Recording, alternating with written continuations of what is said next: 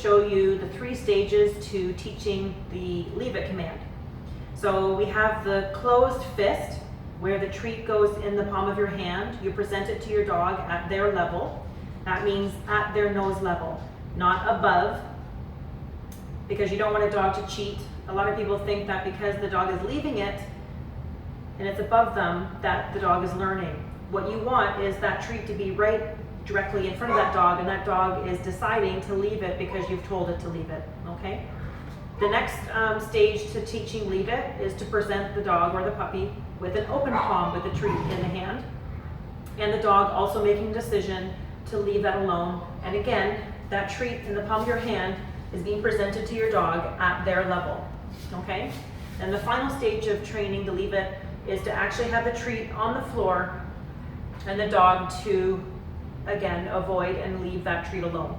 Okay, so dogs will do some different things. Some dogs initially will get frustrated. Some will bark at you, paw at you. They'll sniff and lick your hands. You have to be patient, okay? So you need to be able to understand that the dog is learning, and in that process of learning, it might take a little bit. Puppies usually need a bit more training than the adult dogs to get the concept. Once the dog understands the concept of leave it, then you can transfer those skills to when you go out for a walk and you're on the sidewalk and there's bubble gum and you can tell your dog to leave it. Or you go for a hike and there is a fish by the river, like a decomposing fish at the river, and you can tell the dog to leave it, and the dog avoids and walks away and comes back to you, okay? Sorry, I have a dog with separation anxiety next door, so you can probably hear a little bit of that in the background. So I'm going to show you what I do with all the puppies and the dogs that I train to teach leave it. Now I'm going to also tell you a story that really made this command hit home for me. So probably about 6 years ago, I was hosting a Thanksgiving dinner, and I do tell my clients this story because it's reality.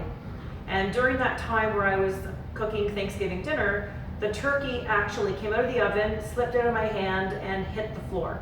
It wasn't on the floor for very long. Thanksgiving dinner was still saved, but it was one of those moments that, wow, the leave it command worked. I currently had, at that time, 8 dogs in my home that were being trained at various stages. They all came running over because who can resist turkey? And I very firmly and very calmly said, leave it. And all the dogs dispersed and went away. That in itself was something that I thought, wow, I know that leave it command is important. I've been taught it since I was a kid when I've trained various dogs, and I also train my clients and understand it's one of those things that you teach. But when you're able to actually use it in an important reality situation like that, it really hit home for me. So it is one of those commands that some clients will teach initially with a puppy, and then they just lose it and they don't stick to it. It's kind of like the watch me command or the look command. A lot of people will teach it initially with their puppy and then they lose it. I don't actually teach the watch me or look me anymore, because when you work on your relationship with your dog will start to automatically pay attention to where you are, your energy, and focusing on your guidance. So that naturally comes. But the thing with leave it is you do have to teach it, you do have to reinforce it in order for it to work. You can't just start using the word and expect your dog to transfer that information when you go out for walks. So you do need a solid foundation of training inside the home first before you start adding it to distractions, okay? So for example, with Zeus here, sit. Again, I'm going to have a treat for stage 1. It's going to go in my palm. I'm going to close my hand and present it to the dog. Leave it. Now, at this point, he's done exactly what he is supposed to do. Good. I mark it. Okay? So again, I'm going to have the treat in the palm of my hand. I'm going to close my fist. Sit. I'm going to present it to him on his level. So it's underneath his mouth where he can get it, not up here where I can cheat.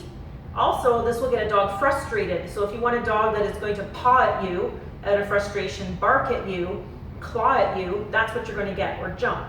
You want to present this to the dog so the dog is actually making a choice and listening to what you're asking the dog to do. Leave it. Good. Okay, that's stage 1. Stage 2 and stage 1 could be 2 weeks in between each stage. Okay, so just keep that in mind. With little puppies, they might need a bit longer to learn it. Stage 2, you present the dog, you present the dog with an open palm. His bark scared me there, I didn't expect it. With an open palm, you're gonna present this to your dog. Leave it. Leave it. So again, it's on his level where he can get it. And if he was, just like he did just there, be quick and close your fist, okay? So they can't do that. Leave it. He's getting a bit frustrated because I am talking a lot. Normally, obviously, you wouldn't be talking during this exercise, so please keep that in mind. Leave it. Good. Okay, because you can build up some frustration, which is what is happening with him. He's getting frustrated, he wants the cookie, but he still needs to listen. Leave it. Leave it. Good. So you're, anywhere from 1 second to 5 seconds is a good place to start. Maximum 10 seconds for them to leave it, because you don't want to build up frustration. So then give it to them. Do about 10 to 20 reps once a day is all you need, okay? So again, open palm, leave it. Good. So a dog might back up to avoid, a dog might look at you for guidance, or a dog might change their head position to look elsewhere other than the cookie. That's good, okay? Just be patient. The final stage is the cookie on the ground. Leave it. Good.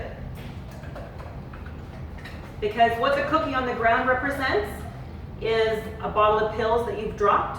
You want to be able to have your dog walk away. It might be the Thanksgiving turkey that you might drop. You want your dog to avoid and walk away. It might be the bubble gum on a sidewalk, the fish at the side of the river. It might be antifreeze in a mechanic shop that you take your dog to, or your neighbor who's working on their car. Antifreeze is poison. So you want them to really, really understand that leave it has an impact of avoidance, okay? So again, cookie on the ground, leave it. Good. Good. Good. So again, I'm going to do that again. Sit. Sit. Leave it. Good. Take it. Good. Okay? So that's the 3 stages of leave it.